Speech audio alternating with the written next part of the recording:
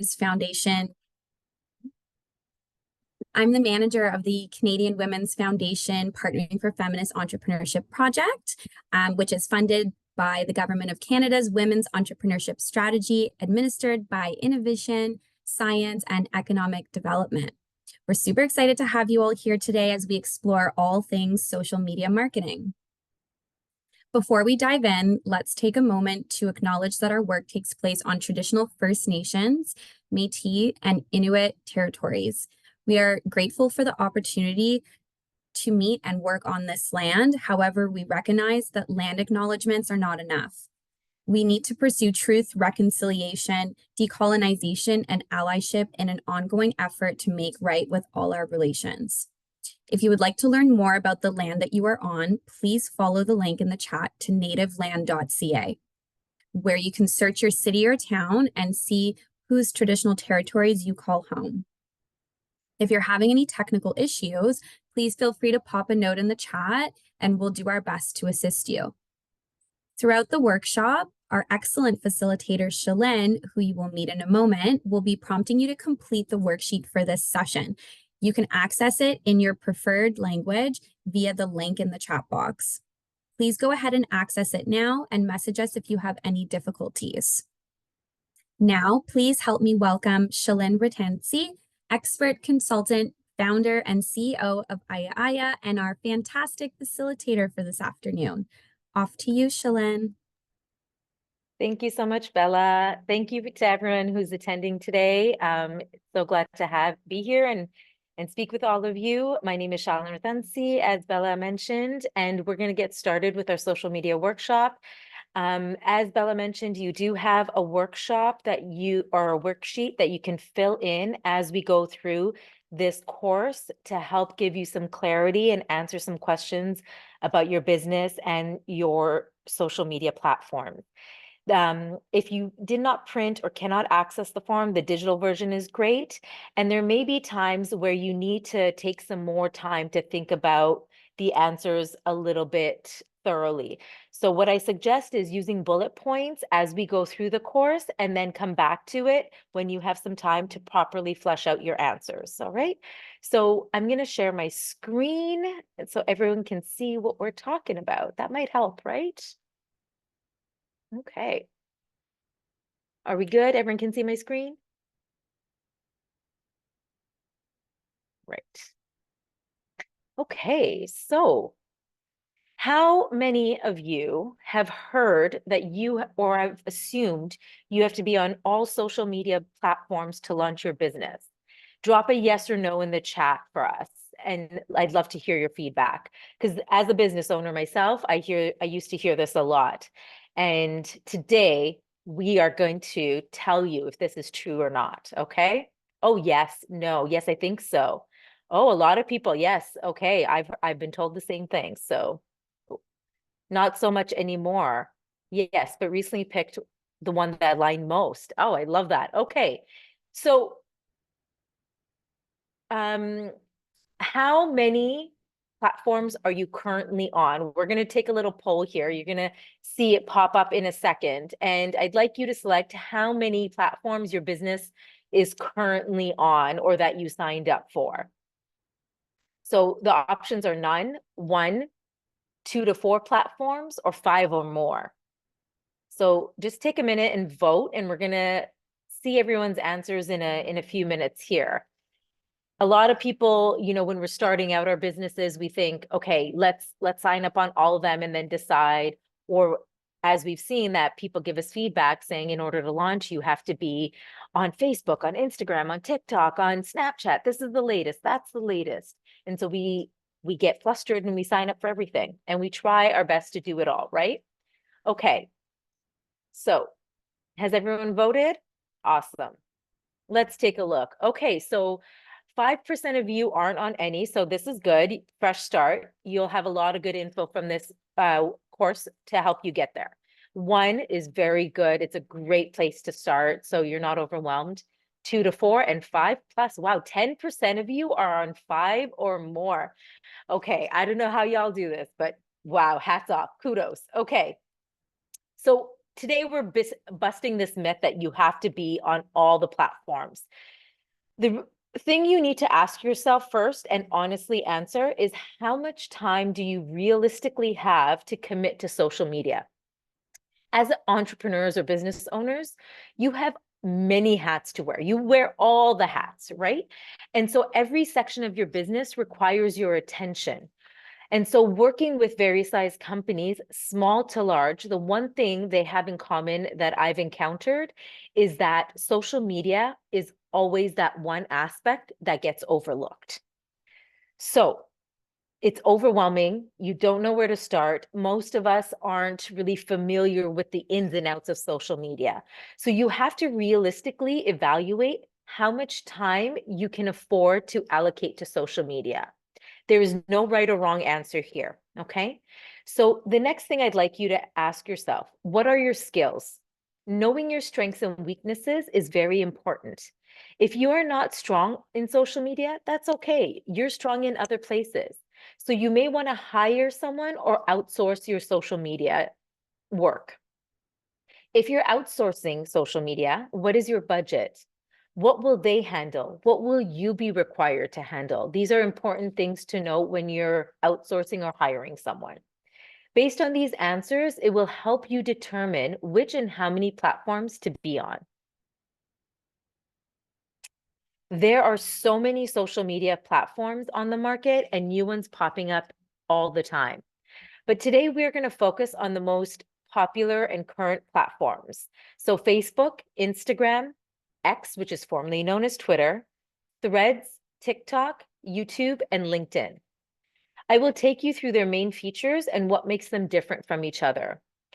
There are three main factors to consider when you're choosing a platform for your business: the platform features, where your audience spends the most time and engages with the most, and what type of results or content that you want to use that engages with your audience. So we're going to do another poll here. So I'd like you guys to tell us which platforms you are on specifically and check all that apply, from Facebook to Twitter or X, Instagram, TikTok, YouTube, and LinkedIn. We'd like to understand where people are right now for their business. Which ones are they leaning towards? Which ones, maybe you're seeing success with or not. It states, oh, a single choice. Oh, okay. Choose the one you use the most. How about that? Let's do that. Choose the one that you find you tend to gravitate towards.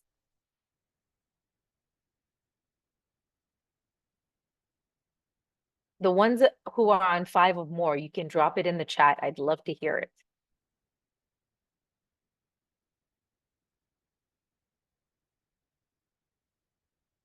We'll give it a few more seconds and then we'll look at the results together. Pinterest, TikTok, IG, and Facebook. Wow. Oh, Facebook from Anju. Maria, you must be amazing. Do you outsource your Instagram or your social media, or do you manage all your accounts, all 4 of your accounts? That is fantastic. Woo. No, wearing all hats. Well, my hat is off to you because, wow, impressive. Okay, shall we see the results? Let's see where people are most on. Instagram, 51%, then Facebook, 23%, LinkedIn not far behind. No one is on YouTube or X. Interesting. And no Threads. Okay, Threads is still fairly new, so that's understandable. Okay, so let's talk about these different platforms, what their features are, and it'll help you decide what you should choose. So Facebook is a social networking site, which I'm sure we're all aware of, where we connect with friends and family. It's the world's largest social networking platform with over 3 billion users worldwide. So typically on Facebook, you can share pictures and videos through posts, stories, albums, reels, and live shows. They also have additional features such as instant messaging. You can add links to other pages or websites. They have a check-in feature. So if you're going out somewhere or to an event or even for safety reasons, you use the check-in feature. They have a marketplace where you can sell and buy used goods. You can post status updates, and you can also have a shop where you can sell directly on Facebook. Some of the business features are you can customize your audience list to share specific content with. It's a great place to create community, build engagement with groups, promote events, and your business pages. They have publishing tools, which is really handy, so you can schedule your posts for the future and not have to do it in real time. For advertising, they have targeted advertising where you can target your audience by interest, age, behavior, the type of devices they use, their occupation, marital status, location, as well as lookalike audiences. And they do provide insights or analytics into your pages, your posts, and your ads if you run ads on Facebook to see what is working and what is not working so you can adjust to move forward. Facebook also has this really cool feature where it lets you spy on businesses that are your competitors. So it's a great way to see what other people in your niche are doing and how they're growing on Facebook. Facebook also lets you connect with business apps to schedule appointments, book reservations, or for e-commerce features. Instagram. Now, we know it's owned by Facebook, but it's an app where people share photos and videos with their following or select group of friends. Here you can create, share pictures and videos through posts, stories, polls, carousels, reels, live shows or shopping, and IGTV. You can tag accounts and specific geographical locations. You can add music, closed captioning to posts, which is really important because that also grabs for SEO and for search features. And you can also add filters and stickers. A lot of people don't know about this, but if you do, amazing. In Instagram, you can actually pin posts and comments. So this top slide here is actually from Aiya's feed, and these are the 3 posts I pinned. So anytime anyone comes to my feed, those are the 3 first posts they see, and you can change this out. And you can do the same with comments. You also have story highlights, notes, instant messaging, voice and video calling, and you can add links to other pages. You can also sell through your shop and process transactions directly in Instagram. So it's great if you don't want to build a website or if you're starting off and you just want to test something out and you don't want to incur additional fees for a website or e-commerce platform, transactions, things like that. You can do it directly in Instagram. You can also customize your list to share specific content with people. You can build community through channels. They have publishing tools now as well, where you can schedule reels and posts for future dates and times. And you can collaborate with accounts on the same post, which is really great for extra reach and engagement. You can also create ads on Instagram, and they have same targeting features as Facebook. So interest, age, behavior, devices used, occupation, marital status, location, and lookalike audiences. And they also have insights or analytics where you can view your pages and your posts, as well as any ads that you run, to see how much engagement you get, how many shares, how much reach, things like that. And you can adjust and to things that are working or things that aren't working, you can correct. X, formerly known as Twitter. This is a social media network where users share and post text messages, images, and videos, which are historically known as tweets. They do have a character limit of 280 characters. A personal account is typically used to share personal thoughts, opinions, updates with friends, families, and followers. Business accounts used to promote companies, products, or services, as well as to connect with potential customers, clients, and partners. They also engage in conversations that are relevant to their business. Professional accounts have access to a wider range of tools, including analytics, advertising, and cards. A card is a post which includes a visual cue, such as an image, product information, links, videos, or app downloads directly from the tweet. Within the ads manager, you can have targeting options against three main categories: demographics, devices, audience types / custom audiences. They have complementary targeting options such as followers, locations, interests, languages, keywords, etc. So Threads, none of you seem to be on Threads, but majority of you are on Instagram. So Threads is Instagram's text-based conversation app, which is like Twitter, but they're trying to make it more of a positive environment versus how Twitter has evolved to. And this is where people can share public content, their own views and opinions in form of text, images, and GIFs. Their character limit is over double. It's 500 characters per message. Your Instagram username and verification badge are automatically reserved for you for Threads, and you can connect them right in the app. You can automatically follow the same accounts as you do on Instagram, so it's very seamless. This is the space that you can be yourself and you can control who can reply. So it's providing a noise-free environment with customizable controls. You can choose who mentions you as well as replies to your threads, and you can filter out unwanted content. So they don't currently have any advertising, but apparently it's set to launch sometime this year. TikTok. TikTok is a popular social media app, which I'm sure you're familiar with, although very few of you are on. And it allows you to create, watch, and share 15-second videos to shoot on mobile devices or webcams, and they're typically set to music or sound effects. The app is notable for its addictive quality and high levels of engagement. So even though the popular content is about 15 seconds, that's the average, you can create videos on TikTok anywhere from 3 seconds to 10 minutes.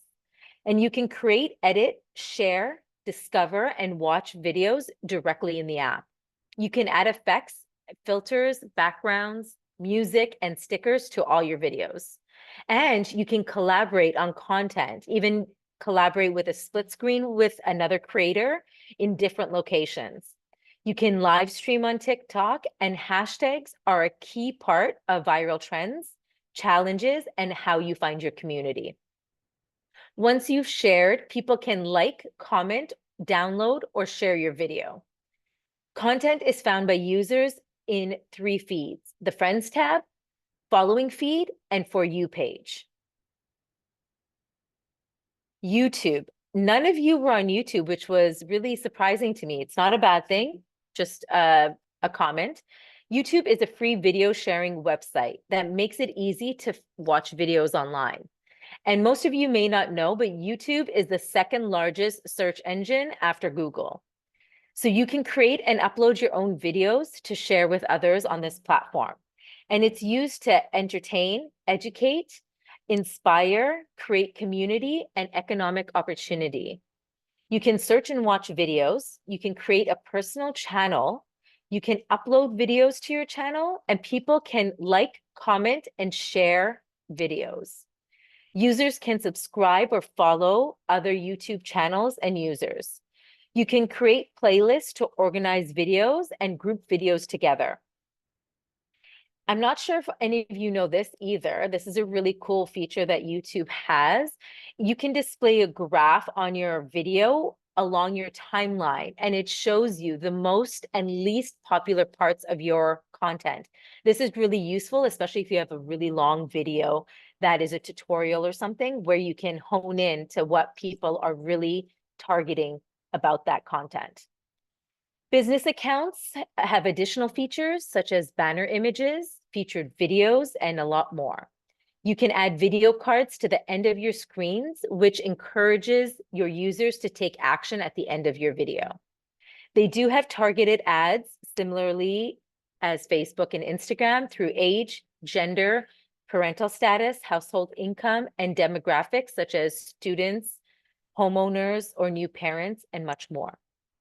They do have free measurement tools that can help you understand what's working and how to adjust for better results.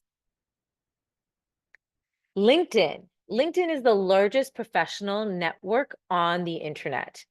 People use LinkedIn to find the right job, internship, or connect and strengthen their professional relationships and learn the skills you need to succeed in your career. If you're a service-based business, this is probably where you might want to be, depending who your audience is, which we'll get into shortly. You can organize offline events, you can join groups, write articles, post photos and videos, as well as direct message and post job opportunities and much more. So now, before you choose which platform you will be on, for those of you who are not on, you need to know who your target audience is. And for those of you who are on platforms, this is a good time to review, because you may be wondering why one's working better than the other, or you're not getting as the results you're looking for. And this may be because you're not sure who your target audience is or where they are. Remember, choosing a social media platform for your business is not about you. It's about your customers, your audience. Learn who they are, what they like, what they don't like, what their hobbies are, their interests, where they hang out, etc. You can do this by pinpointing 4 major categories. 1, demographics: age, gender, marital status, ethnic background, and income. 2nd is geographics: local, regional, national, international. 3rd is behavioral: benefits, usage rates, and patterns. And lastly, psychographics: opinions, their values, activity, their behavior, their interests, their attitudes. Knowing your audience is the most important piece of this puzzle. It will tell you where to find them, where they spent their most time, how to interact with them, and how to connect with them. Even though your customer may be on more than one platform, they are likely using one platform more than any other. This is because they're very comfortable with one specific platform, or they're familiar with the features.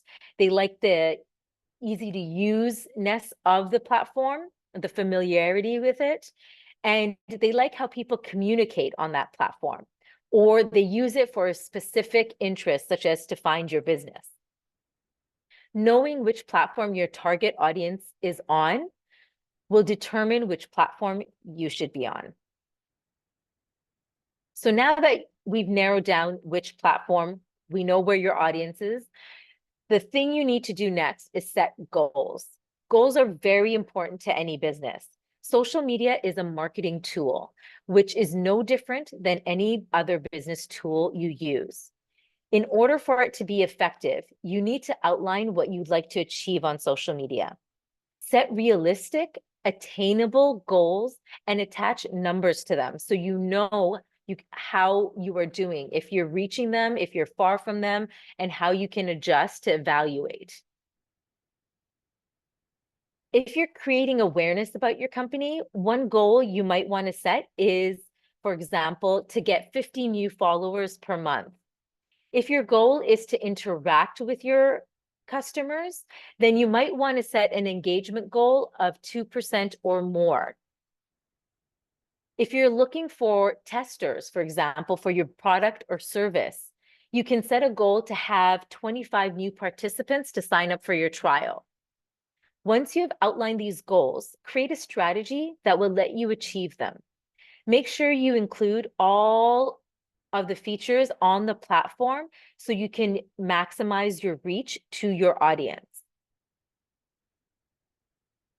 There is a trial and review process to social media. It is a learning curve to know how your audience is responding to your content, what they like and what they don't like, and what they want more of, and when. It also is learning how you as a business is posting content and the type of content. All that is taken into consideration. Therefore, it is really important to review your results every week if you can, or at least on a regular basis, so you can see what is working and what can be improved upon. Being able to adjust will significantly help you reach your goals within a period of time. Now let's get you set up. How to decide which handle. Now, what is a handle? Let's start there. I'm sure most of you do, but just in case, a social media handle is a unique public name that individuals or businesses use to represent themselves on the platform. It is usually preceded by the @ sign, I think it's called the ampersand sign, and consists of letters, numbers, and symbols. Why is this important? A memorable and distinctive handle is part of your business identity and recognition. A well-crafted handle can leave a lasting impression on your users, making it easy for them to find you and recall the brand, especially when you're across various platforms. Therefore, if you are on multiple platforms, it is important to keep the same handle for consistency in your business name, but more importantly, for people to find you with ease. This avoids confusion, especially now because it's getting harder and harder to find unique names. This is key to keeping that consistent. So in general, we're going to talk about some best practices for finding a social media handle. So you want it to be easy to spell, distinguishable, memorable. It tells something about your company, and shorter, the better. Shorter handles are generally easier to remember and thus easy for customers to share through word of mouth or to search online.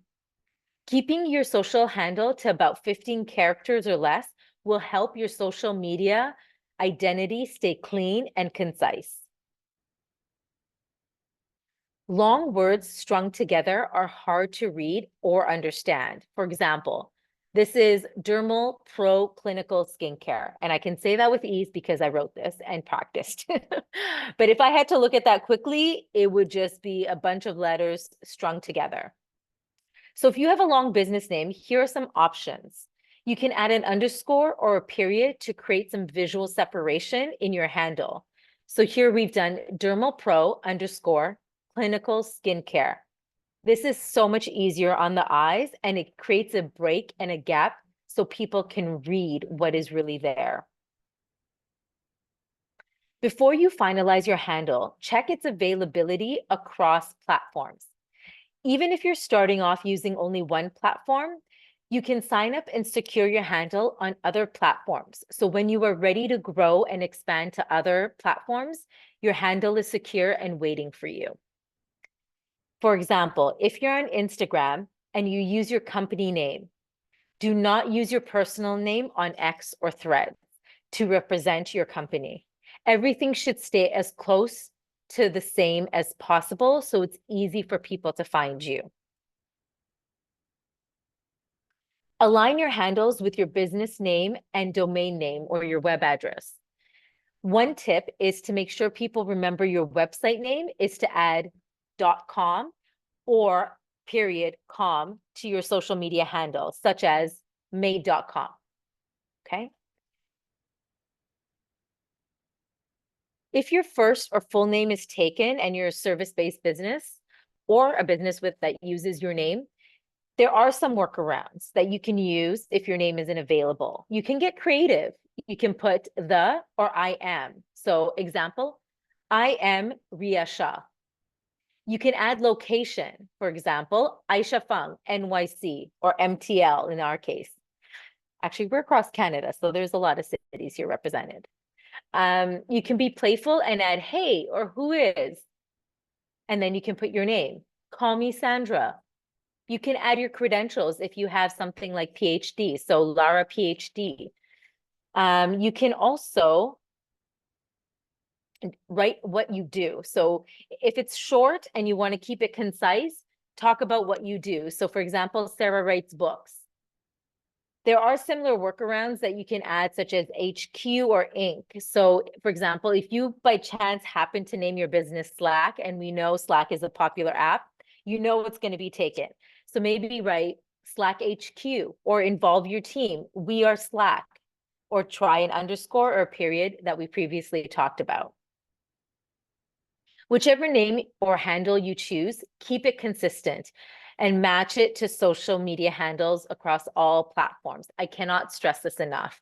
It will make a huge difference from people finding you to being frustrated and not continuing to look for you. In the resource list, Canadian Women's Foundation will be providing online tools that can help you determine which handle or even a business name to choose. Here are some examples of some good handles. So Thigh High Society, Fable and Mane, Ant Flow Beauty, Endo Girl Gang, Women's Health UK, Live Tinted. And all of these represent the examples we just talked about. So Ant Flow Beauty, we know that's a feminine product. Women's Health, very clear. It's women's health and they're based in the UK. Live Tinted might be a little bit more vague, but if you're familiar with the beauty brand, it started off as, it's a makeup brand. So it started off, I believe, with foundation and so different tints. Thigh High Society is shorts. So for thighs, women to avoid chafing. Fable and Mane is a hair care product, and Endo Girl Gang is for endometriosis, and they do a lot of education on that. So they've built it into their name. What should I have on my profile? Now we've got the handle covered. We have to make sure we have a profile that is optimized and that will represent you properly and put your best foot forward. So your profile consists of your business identity and your profile picture. Whatever that is, whether you're a service-based business or your product-based business, if you are the face of the company, you might want to use your face. And if you use it on your on one platform, use the same image across all your platforms. Or if you don't want to use your face, use your logo. A logo is key, especially when you're new and starting off, to build that awareness so customers can associate your business identity to what you do across your channels. Now, different channels have different dimensions for the picture. It may look like the same circle or square. However, the specs are very different. I've included a cheat sheet at the bottom of your worksheet that lists the specific dimensions per platform. Please export your files or have your graphic designer export them correctly. When you don't do this correctly, it makes you look unprofessional and it leaves a not so proper taste for your clients. You also have to include a bio. Have a straightforward description of your company or services, whatever it is you do. SEO plays a role in your social media bios. Most platforms are also search engines, and they work in specific and relevant keywords into your bio, as long as it sounds neutral and does not sound spammy. Link. Definitely add a link into your bio, especially if you have a website. If you want to direct traffic to different pages, you can set up a bio site. And what a bio site is, it's a page that you can have multiple links that directs traffic to the same place. And you can always update those links without having to change the original link.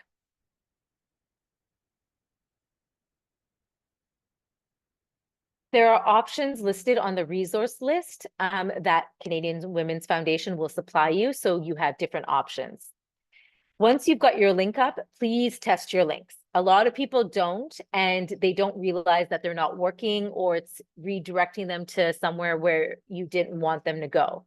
And just because you test it once doesn't mean you don't test it regularly. Please do test it regularly, because we know that things change on the internet, security updates, platform updates.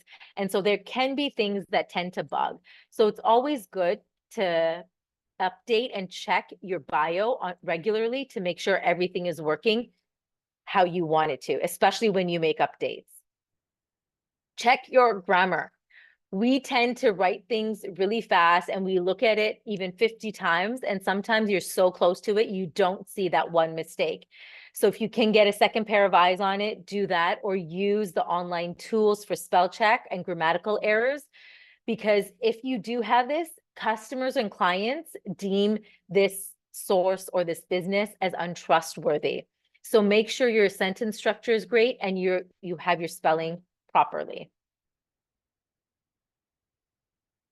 Okay, here are some bios of the examples I gave earlier of handles, and we're going to go through it and see some of the best practices.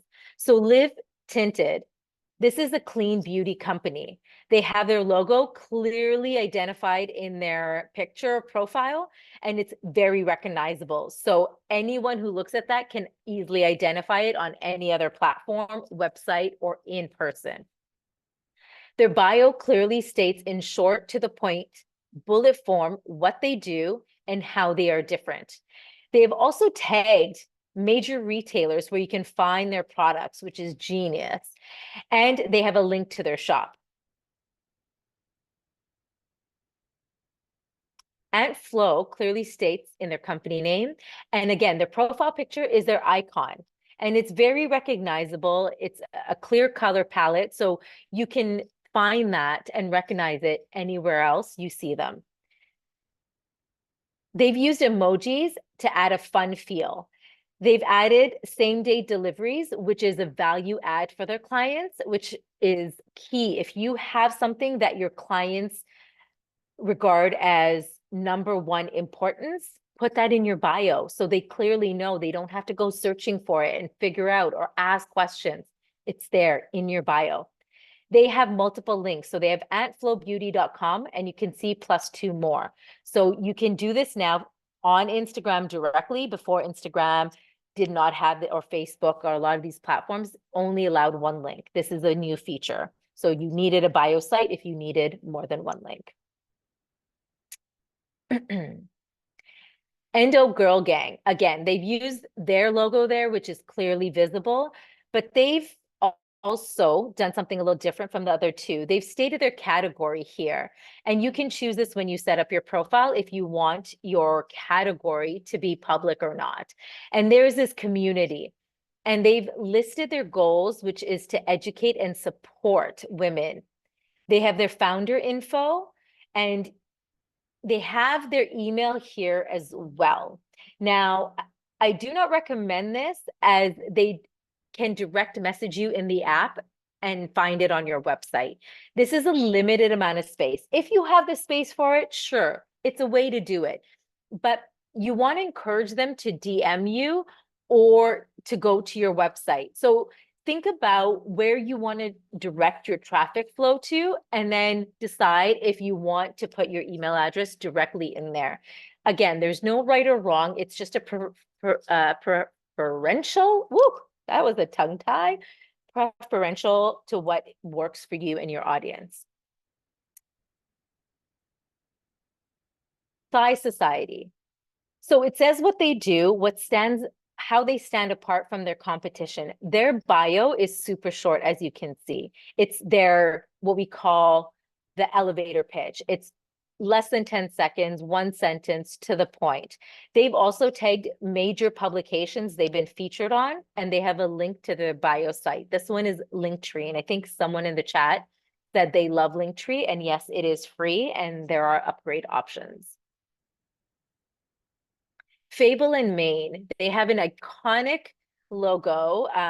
This is their icon that is very memorable. You can't miss that lion and that bright orangish red. It's just so rich. They've also listed their categories. So they're in health and beauty. And so on Instagram, a lot of you aren't on Threads. They've linked their Threads. So once you've signed up for Threads, because it's an Instagram profile, it shows on your profile so people can follow you on Threads as well. So it's a great way to build community on both platforms in one space. They've also used bullet points to get their point across with fun emojis. And they've stated 3 unique selling points, which I love: vegan, cruelty-free, silicone-free. They know this is what their customers are looking for and what makes them different. So they've stated it clearly for their customers, so it's not hard for them to find. They've also got where you can find their products, which is Sephora, and a link to their website, which is where they're directing traffic. Women's Health UK. They list very generally what they do and what they talk about. It's a generalization, which is fine. It works for them, and they've got some fun emojis. And then they have a direct link to their bio site where you can view the different articles and find the information. Because they have so much more space, I would recommend to them to add how their publications different from other women's health magazines, maybe tag some contributors, or latest topics that are trending that they're talking about that month or that issue. So there's different ways to do this. There's no, one size fits all. But again, it comes down to your audience, knowing your audience, what they're looking for. This will be really helpful. So let's talk about content. How many times a week should you post? This is the million-dollar question that everybody wants to know. First, I'd like to say consistency is key. Then the short answer is between 2 to 3 times a week. However, each platform is different. Also, it requires some testing of your own accounts based on your audience and the content you are posting. So let's get into it.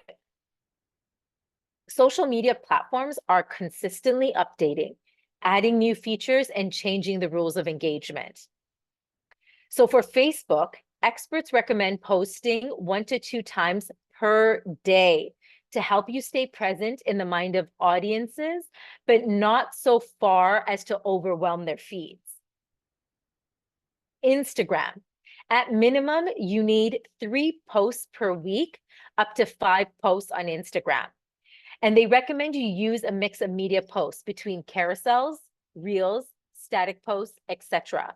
Using different social media content types is especially important if you're posting more than 3 times a week. And here's a key thing to remember. When a platform launches a feature or has multiple features, it's there for a reason. And when it's new, especially, they're giving priority to that. So it's very important to incorporate that into your strategy, because that way you can maximize who it's going to, because certain people in your audience prefer pictures, others prefer carousels, some prefer reels. This way you can make sure you get everyone. Just a fun tip. X or Twitter and Threads. We recommend you post between 2 to 3 times per day. The tweets have a short lifespan, so you need to post a little more often than on other channels. It's a good place to start. Probably the only channel where quantity is valued over quality, because it makes you show up consistently the more you post. And this is an engagement or conversational platform. So if you're engaged in a conversation, they're not long, drawn out posts. You're having a conversation in real time. So it's a little bit more organic to post. TikTok actually recommends posting 1 to 4 times per day. However, don't panic. That's not realistic for everyone. I can't imagine posting 4 times a day on any platform. So posting between 3 to 5 times per week is a really good place to start, and it allows you to consistently stay in front of your followers. And then as you get a hang of it, or you have more time, or you outsource this, you can increase that number. YouTube. Now, this varies from creator to creator, but generally it's best to schedule new media at least once per week and work up to 3 times weekly. 3 times for shorts. So YouTube has the main video and then they have shorts now. So they recommend once in the main video and 3 per shorts per week. And then as you get a hang of it, or as you have more time or more content, to increase that number slowly so you can get multiple content per week. Oh, we have a question in the chat. I missed Instagram. How much per week? Okay. They recommend a minimum 3 times to 5 times per week, up to 5, max 5. The minimum 3 times because of the algorithm, which we will get to. So if you're going to be on Instagram, please try and get to 3 times a week, 1 to 2 times a day for stories. Okay, so here we are back to YouTube. LinkedIn, post between 1 to 2 times per day, but LinkedIn is very special in the sense that quality over quantity matters most. So if you can only post once per day or once per week to start, make sure you're posting high quality content that is crafted, interesting, engaging, that is relevant to the specific time or conversation. LinkedIn content can live in users' feeds for a very long time. It's not like the other platforms. So if someone engages in an old post of yours, it begins to show up in their connections feeds. Additionally, users can filter the feed by top or recent content, which can increase the longevity of your posts in LinkedIn, which is really important to remember. So quality always on LinkedIn over quantity. Sorry, can you explain shorts in videos again? Okay, yes, let's go back to you. So YouTube has the main video, which is a traditional landscape where it's a longer video. You can have minutes, 5 minutes, 10 minutes, 20 minutes. It can be a tutorial education, can be a show. Shorts are the vertical videos that are kind of like Instagram stories or TikToks. They're in that vertical profile and they're shorter. They're really to the point. They're just snippets of the main videos. So it's a little bit enticing. It's more fun, but they're trying to incorporate that TikTok or that Instagram story type of feel. So that is what a YouTube short is. Okay. How do I come up with original content? I know a lot of us struggle with this and it seems very daunting. However, think of it as an opportunity to tell your customers about your business, what you do, your feminist values, what makes you different from everyone else. So first, you need to define how you want to connect with your audience. So do you want to engage with them? Would you like to educate them, inform them, enable them, entertain or delight them? Are you selling to them or are you trying to amplify them? Once you've decided on this, it'll be easier for you to understand how to communicate with them. So we're going to launch a poll and I'd like you guys to tell us what is your goal to connect with your audience based on engagement, inform, educate, enable, sell, entertain, or amplify. You're going to see that pop up on your screen in a few seconds here. And this is important to decide. And if you're not sure, just pick the one that seems to be best in the moment right now. And you can always come back and revisit this. This will help you to craft your language, to craft the content, any questions you want to ask them or answer questions from your customers, you know, any polls you might pose to them. Is that poll coming, guys? I can't see. No, the poll is not showing up right now. So I'm asking our host. There we go. Oh, no, that's the wrong poll. We're looking for the poll of how they're connecting with their audience. So if they're, nope, if they're engaging, if they're educating, enabling, inform, maybe we can just drop it in the chat. Do you guys want to just drop it in the chat? We can make that a little seamless. If I think we're having a little bit of technical difficulties. So yeah, please tell me in the chat which one you think is right for you or which one you are using right now that's really helped you to connect with your audience. Inform, education. Yeah, education is a big one. Sell, sell, sell. Yes, we all want to sell, right? And the key to sell is a little bit tricky because you don't want to be always being like, oh, buy this, buy that. You want to find a way where you can connect with them and inadvertently sell them, right? So they engage and they want to purchase. Entertain, but also engage. Yes, absolutely. Engage and sell. Oh, I love this. You guys are great. Amplify, educate. Yes, great answers. There's no right or wrong answers. And, you know, as you grow the platform, you may adjust this in the future. So after, you know, the engage, say you do amplification or education and you've got an audience that feels represented, you may switch to, you know, entertain or delight, you know, so you can always feel free to have room to do that. And it might change even from platform to platform. So if you're on multiple platforms, your audience may be the same audience on different platforms, but using it for different ways to engage. So, you know, on Twitter, they may be there to engage and have those conversations. But on, you know, Instagram, they may be there to entertain or amplify. So keep that in mind as well.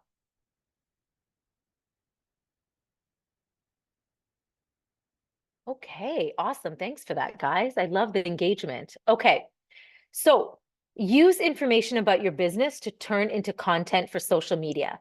Start with what problem of theirs are you solving and how.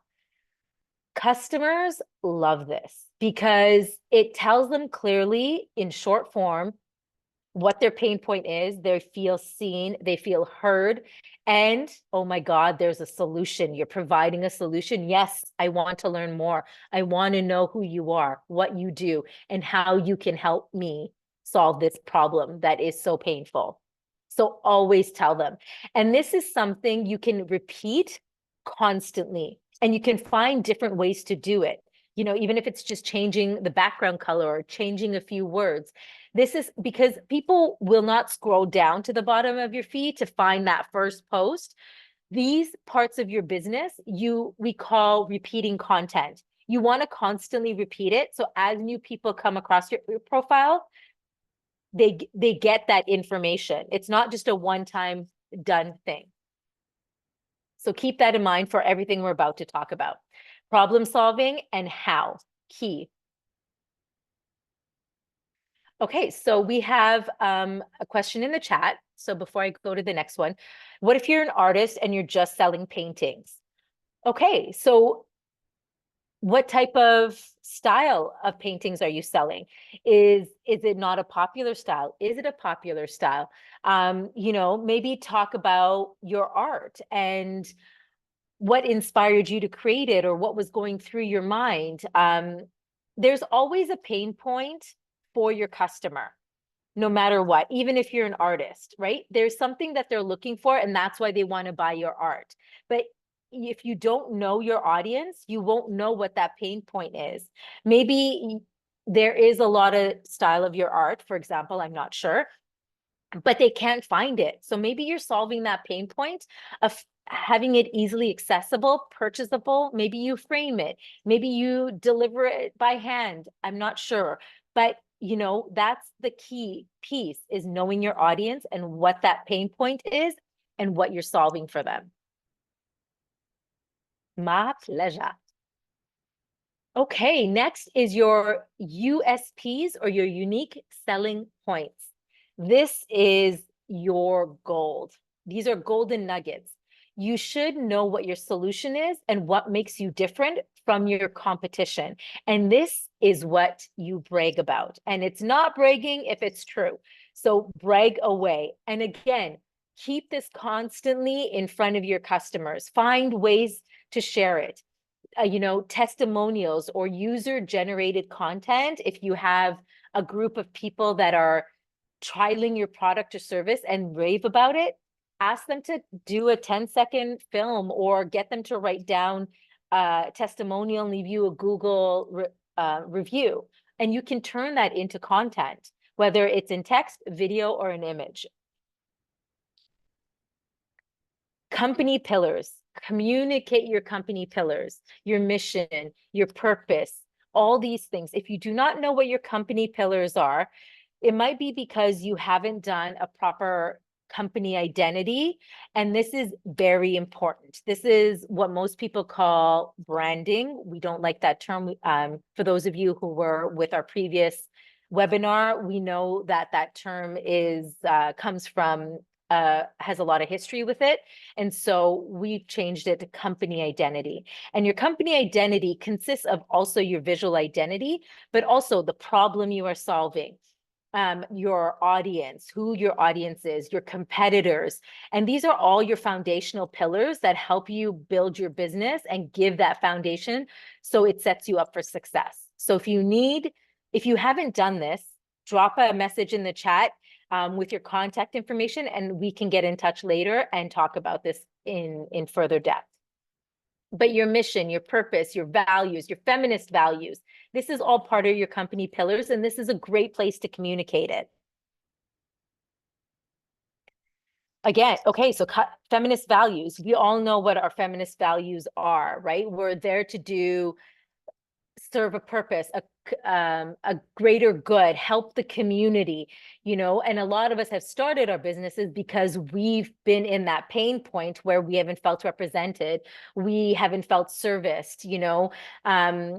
There's services for other people, men or other groups, but not our group. These are all our feminist values. So talk about that, engage with your customers. They are there because they have the same pain points and they feel underrepresented or not represented at all. So talk about it, embrace it. It's a positive. Talk about your team, introduce your team. Even if you're a team of one, talk about yourself, what you like, what you don't like, you know, how you got there, behind the scenes, you working so hard. We never show the behind the scenes, the turmoil, the pain, the struggle, right? But people like seeing that as well as all the wins, right? It's so important and people really engage with that. So behind the scenes, if you're launching a new product, if you're working on crafting a new service, you know, engage with your audience, send them a poll saying, you know, would this be interesting, this service? Are you looking for this service? What would you like included in this service or in this product? Is this color something that you would purchase over this color? Engage with them, show them the behind the scenes, the process of what it takes to launch your business, launch a product, launch a service. A lot of people don't know how much work that takes, and they love seeing that. You know, also, if transparency is part of your values, showing what happens behind the scenes is part of that without saying it, right?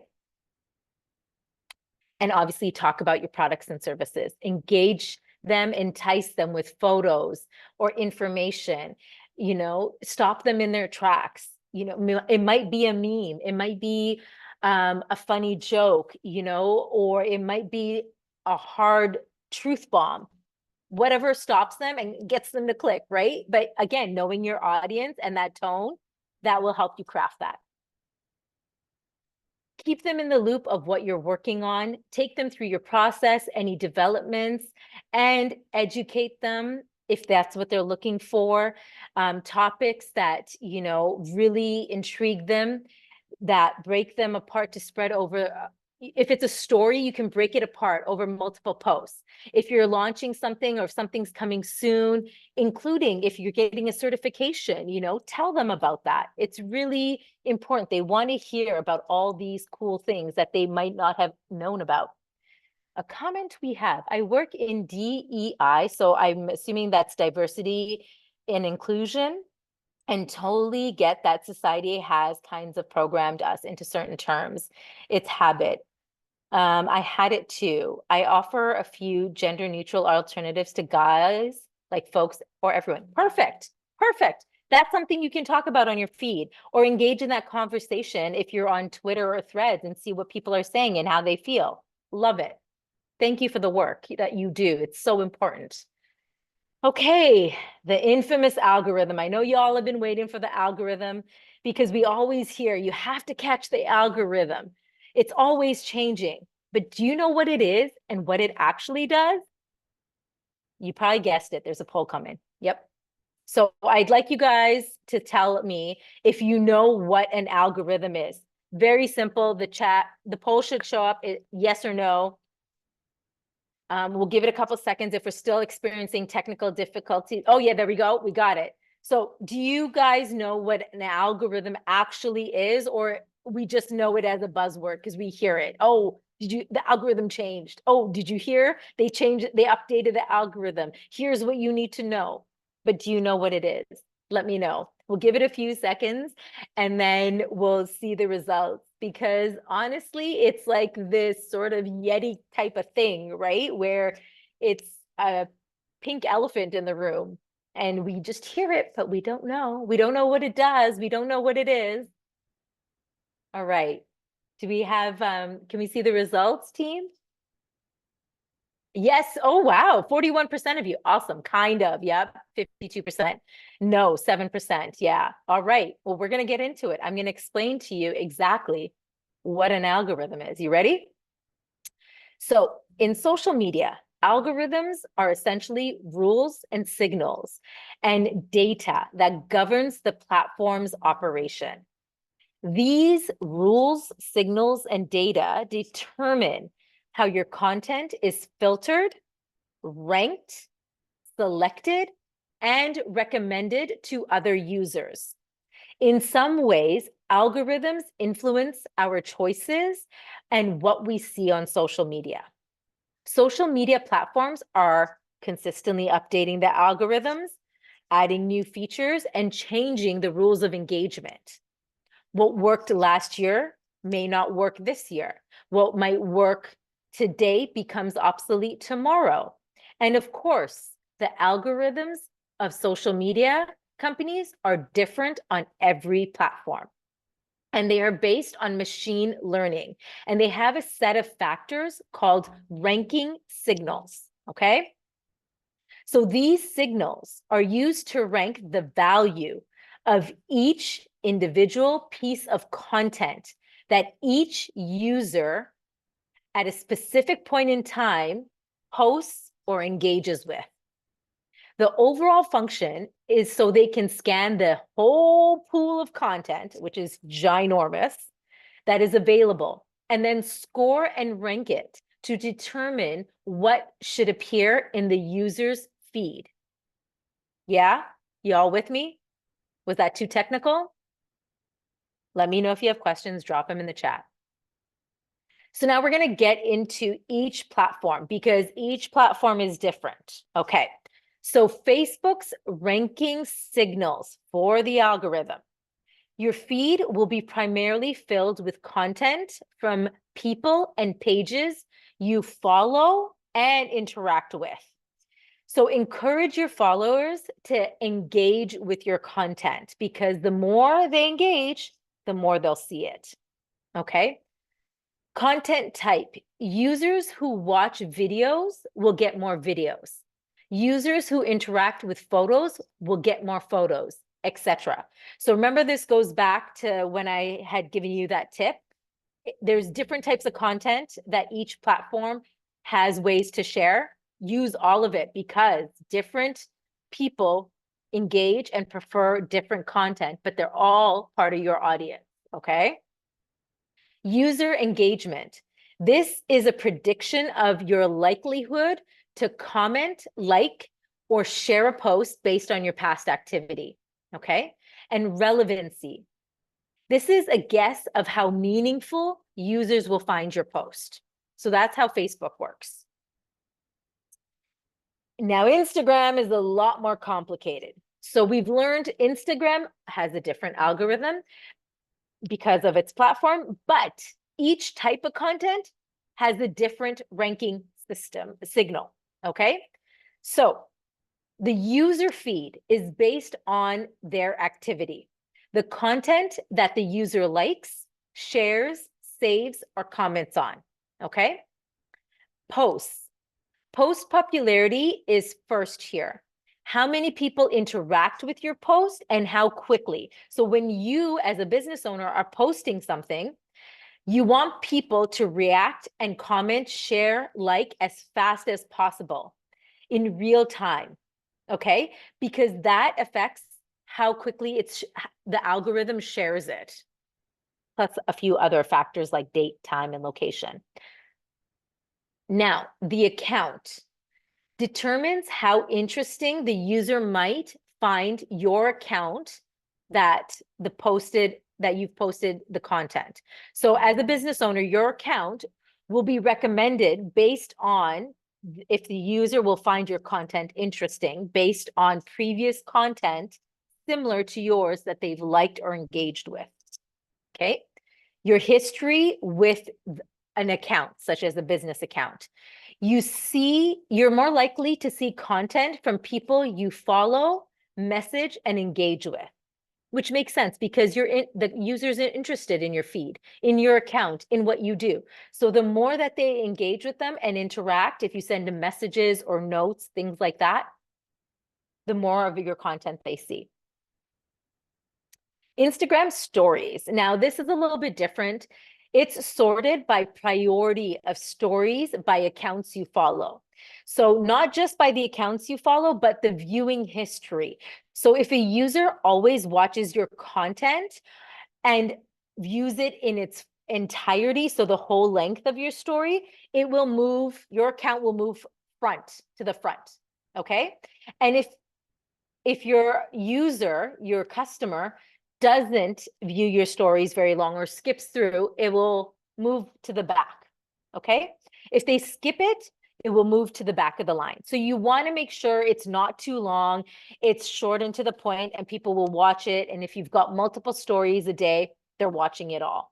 And if that moves you to the front of the line, okay? Reels. The Reel algorithm is users are most likely to watch, reshare all the way through the end and like it. So it's based on the user, not so much the account. The ranking signals include the activity and history, plus details like audio track, visual, and level of speed of engagement. So this is why they say the 7 seconds is a sweet spot for the reel. Even though sometimes the reels may be long, yes, have a mix of shorter, longer reels in terms of depending on the content, but 7 seconds is usually the sweet spot for people to engage at a high rate. The account, number of followers, and the level of engagement is what the reels ranking per account versus the actual reel. Okay, so now X or Twitter allows users to choose from 2 different timelines, a For You timeline or a following timeline. So a For You timeline is based on the user itself. A following is who you follow on X or Twitter. So the ranking signals are user connections to accounts and topics the user follows. Excuse me. The content quality. So if a post is relevant, credible, and safe, abusive and obviously spammy content will not be recommended. Popularity in general, and specifically how many people in the users network are interacting with the post. So having those conversations that your audience really wants to hear about or engage with or talk about, that is key. Threads. Threads is still fairly new, but it's very similar to X in terms of the ranking signals. So interactions by the user's posts and how often they viewed your profile on Instagram. This is kind of unique because Instagram and Threads kind of work hand in hand. So it can be very beneficial to target 2 platforms sort of in one. Popularity. How many other people have viewed or replied to your post on Threads, and how many times other users have clicked on your profile. TikTok. TikTok is designed to show new content rather than from people you already follow. So their ranking signals are previous interactions from accounts followed or hidden content you engage with or marked not interesting. So these things will designate to a user what content that will pop up. Behavior on the Discovery tab analyzes content characteristics like captions, sounds, effects, and trending topics. Location and language from your content from your own country will be preferred or preferenced than another language or another country. So if you're in Canada and you're targeting the US, you might want to location tag the US so it pops up your audience in the US versus in Canada. Using trending sounds and effects can help you make your content more discoverable. Okay, YouTube. Like TikTok, YouTube is less about who you follow and more about what the algorithm recommends you to watch. So YouTube's ranking signals are your activity. So YouTube recommends new videos based on what you have watched in the past. Videos often watched. This helps YouTube identify videos based on the user's behavior or other users' behavior similar to yours as a user, not as an account. So when you're a business account and you're trying to get in front of them, look at what your competitors are creating and what's been working for your audience, because your competitors will have the same audience. Create similar content that is working for them that will help YouTube recommend your content to the same user. Channel and topic watch time. If you spend a lot of time watching a particular channel or a particular topic, YouTube will likely give you more of that, okay? Video performance. The average duration viewing, average percentage that is viewed by your audience or your target audience, the likes and dislikes on the video, and feedback from post-watch surveys all play a part in the ranking signals. LinkedIn. So LinkedIn, you're not going to go viral on. They don't do that necessarily. The algorithm is specifically designed to prevent that. It's a platform where understanding your audience and creating top-notch content serves your audience's specific needs is the best way to get noticed on LinkedIn. So when we talked about LinkedIn earlier, we were saying that quality is key to LinkedIn, not quantity, right? So even if you're posting once a week, make sure it's a really good piece that your audience wants to hear about, that you're educating them on or starting a conversation on. Make sure they engage with it and it's a really good piece, because that's the way you get noticed and that's the way you get you keep popping up on your user's feed. Now, let's talk about creating content. We've compared the different social media platforms. We've identified your audience. We've chosen a platform. We've signed your business up. Now we have to start actually creating visual content. So how do you create it based on the topics we talked about? There's a few ways you can create content, and you can choose one or all of them. There's no right or wrong way. So you can hire professionals to create high quality content, photos, videos of your products and services.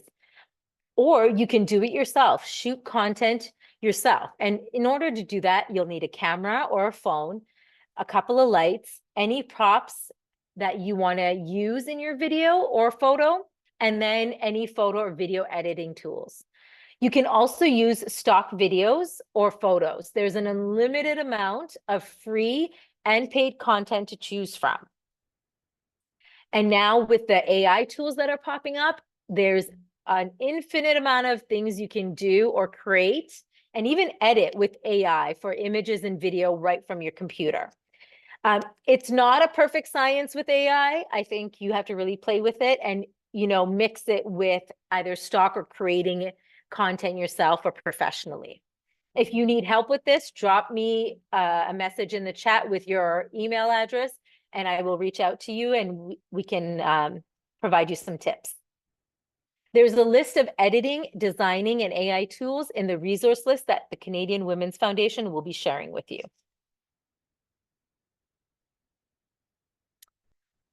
Next, use your company's visual identity when you are creating content, so you have a cohesive look and feel that your customers can easily identify is your content. It's just like your logo or your icon, right? And your handle that we talked about. You want it to all feel that it's coming from you so people can identify, your customers can identify it and recognize it. The more they recognize it, the more they're going to stop and engage with you because you're creating content that they want to see. So what makes up your company visual identity? This is my company, Aiya. So what makes up your company identity is your logo, your icon, typography, your color palette, your graphic elements, and a style guide. So you can see from my feed, it all flows together. I have my logo, I have my profile, and my highlights are graphic elements that work in my color palette, in my font, and there's that consistency. So you can tell that it comes from my brand.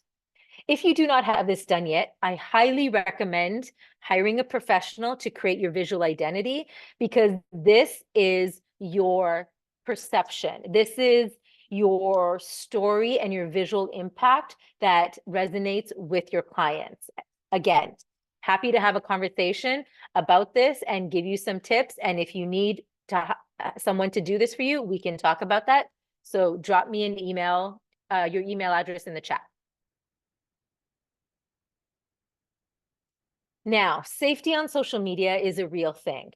Negativity is a part of social media, unfortunately, and some people have decided to dedicate their time to harass and troll people online. Now, we hope this never happens to anyone here or on the platforms, but unfortunately, it's part of our world now. So what are some ways to deal with negative comments, followers, and trolls so you can create a safe space for you, your business, and your audience? We have a poll. Of course, we have a poll. Are you concerned about safety on social media? Simple yes or no. It's going to pop up. Please let us know. And in the chat, if you've encountered this, please drop it in the chat. And tell us your experience and how you dealt with it. We want to make sure that we share tips and tricks so we can all stay safe and succeed together, right?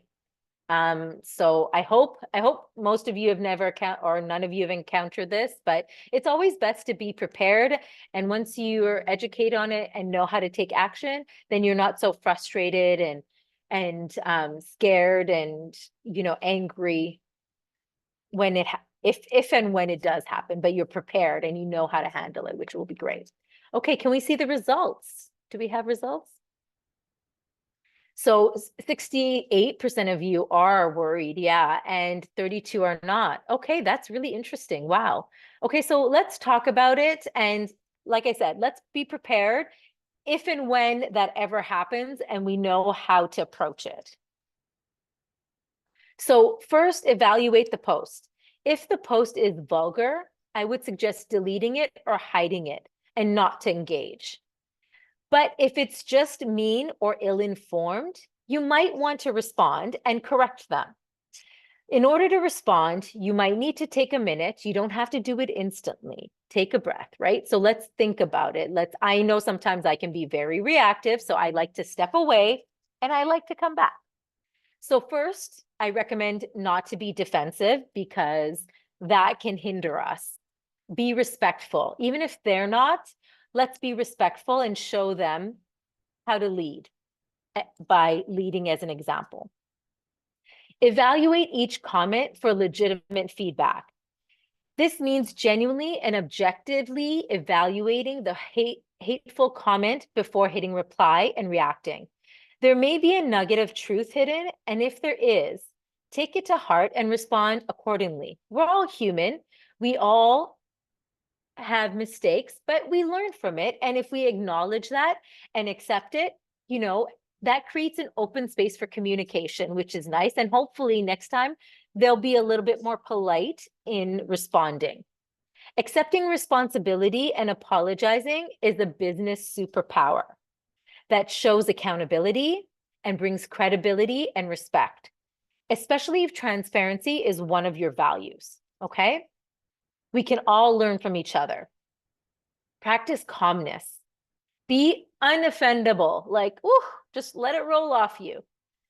It's hard not to take it personally when someone slams your hard-earned success and your hard work. It's hard. I know. I've been there. It's hard not to take it personally. Use the hate to your advantage, though. Continually rising above it and find ways to have fun with it. Humor in its many forms is a great way to use in your response and to break the tension, or just to, put an end to the conversation, if you like. If the harassment is ongoing or continues, You might want to disengage and not give them the attention they are seeking to fuel their behavior. There are other steps you can take, including reporting the user, unfollowing them, and blocking them. If you are feeling overwhelmed from the situation, look for support. Before, during, after, look for support. Talk to family, talk to friends, talk to a member in your community. If you have a group of entrepreneur women that you resonate with or meet with, talk to them about how you're feeling, or consider seeking professional help if the situation is impacting your mental health. It's important to take care of yourself, both physically and mentally, especially when dealing with online hate. Practicing self-care is essential. Make sure you are getting enough sleep, exercise, have healthy food, engage in activities that bring you joy and relaxation. Part of self-care includes compassion towards yourself. Use positive self-talk to remind yourself that you are worthy, you are deserving of love and respect, and that hate directed towards you is not a reflection of your value as a person. Focus on building a positive and supportive community around you. Surround yourself with people who uplift and inspire you, who will be there to offer you support and encouragement.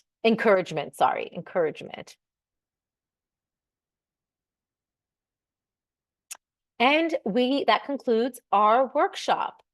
So I will open up to the audience. If you guys have any questions, I'm going to check the chat. If there's something you want to speak on, if we have time, the team will call for it. I need to hop off in 2 minutes. Okay, thank you for coming. Really appreciate it. Yep. There's a question in the Q&A section. It says, if we're starting a new social media from scratch, where and how can we begin? This was a while ago. I'm not sure if we still have that question, but that's in the Q&A. Okay, thank you, Jess. So I hope this presentation answered all those questions for you, because you should start with, your resources, who your audience is, where they are. Go through those exercises, make sure you have your company identity built that has all that framework built for you, so you know exactly where to find them and who they are. And then you can, decide what platform to be on. You can secure your handles, create your bio, and all the content. Okay, let's see, any other questions? I found the Instagram scheduling feature to be really buggy. Yes, it is quite buggy. Mine disappeared for a year and a half, but all my clients, I could schedule all theirs, which was really infuriating. So that's a great question. Any other recommendations? Facebook, you usually have to connect a Facebook account to your Instagram, especially if you're sharing or selling, sorry. So you can schedule on Facebook. Caveat, if you're using Facebook to schedule for Instagram, especially Reels, note, you will not have access to all the features of the Reels if you were scheduling it live or in Instagram. So I recommend using a social media management platform such as Later, that Isabella has dropped in the chat, Planoly, Hootsuite, Sprout Social are another good ones. I believe they're on the resource list that Canadian Women's Foundation will be sharing, if you didn't catch all that. They all have free versions, and then there's room to upgrade, so depending on the features. Calendly, I don't believe is for social media management. That's for scheduling. So if you want to book appointments, so especially if you're a service-based business or you're taking calls, Calendly is great. I also use OneHub for scheduling appointments or booking meetings. Okay, do you like Meta? Well, that's a very general question.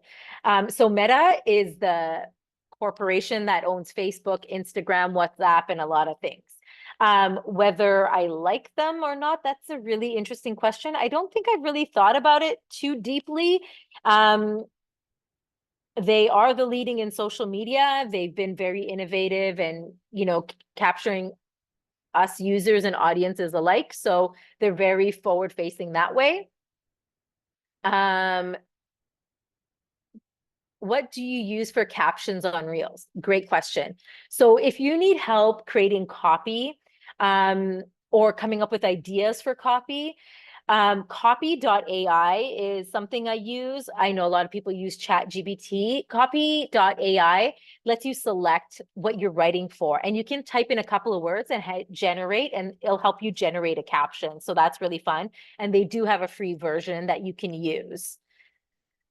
When you use music from an artist on your Reels, do you have tips on how to avoid copyright issues and avoid having, okay, this is a great question. So if you set up your Instagram or as a business, not as a personal account, so a professional account, it won't even give you the option to use music from artists who have not given usage rights. So that's why you get a lot of original content or from artists that are content creators on Instagram for the music. So you don't get the, well-known artists. If you have a personal account, then you are allowed to use more famous artists because there's not a usage rights issue. If you're not sure, if you're still on a personal account, but you're using it for professional, I would say when you're selecting music, go to the music icon and select from there. It won't let you select music from an artist that they don't have usage rights to. Feel free to connect on Instagram. Yes, please, people, drop Instagrams. Love to connect and, share information there and follow back. How does one add captivating dynamic captions inside the reel? Like when you're talking, the words pop up as you talk. Okay, yes. So in the Reels, when you load your video, if you're talking and you want, it's called closed captioning, where you're talking about the words pop up. It's a tool. If you go into, where the stickers and everything are, there's a button called captions. You hit that and it auto generates. And you have time to adjust. So if they got a word wrong or misspelt or whatever, sometimes it happens based on the speech. You can edit it before you hit, post. You can use my music on social. Oh, love it. Thank you, Robin.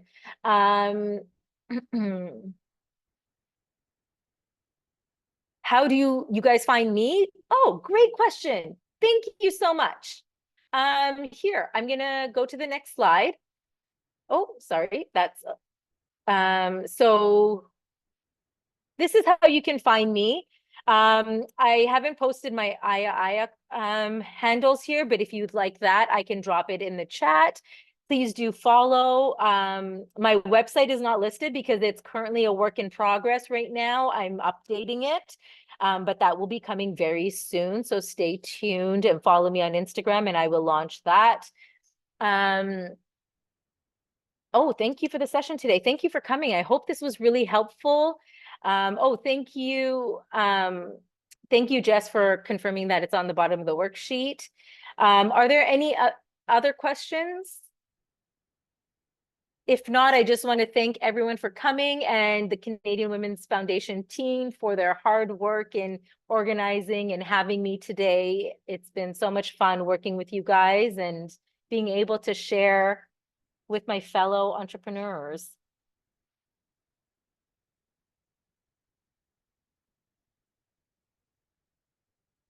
Oh, thank you guys. Oh, such lovely messages. Thank you so much, everyone. Before you pop off, we would really appreciate if you took some time to fill out the survey for the session today. We're popping the English and the French surveys in right now in the chat box. And also wanted to thank Shaleen for facilitating this informative series. We have had so much fun with you, and I think that all the information you've provided was very valuable to our entrepreneurs. So thank you so much for all of this. Big thank you to Jessica Duarte. She works with us to develop learning opportunities for the amazing feminist entrepreneurs in our network. So thank you, Jess. Thanks to Melissa B for working behind the scenes to make sure that our tech runs smoothly. Also, thank you to Melissa M for helping with tech today. And thank you to our interpreters, Mercedes and Unitza, for helping make sure everyone can understand and is understood in English and French. And then lastly, thanks to everyone who attended for the active participation. Again, we'd really love if you could take a few moments to fill out the survey. And otherwise, we will see you very soon. Take care. Bye, everyone.